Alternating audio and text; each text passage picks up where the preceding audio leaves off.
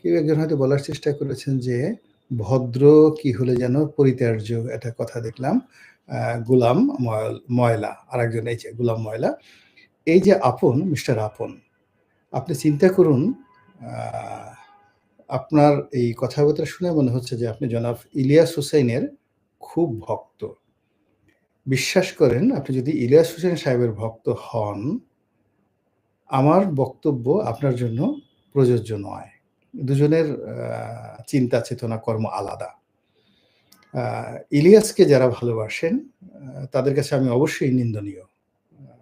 আবার আমাকে যারা ভালোবাসেন তারা কখনোই ইলিয়াসের ছবিও দেখেন না। Never ever in life. আর আপনি যদি ইলিয়াসকে ভালোবাসেন, you should not come to me. এখানে আসাই উচিত না। এই যে গালি দিতেছেন, এতে ইলিয়াসেরও কোনো উপকার হচ্ছে না, আপনারও কোনো উপকার হচ্ছে না, আপনি গুনাহগার হচ্ছেন। একজনে যেটা বলছেন আপন না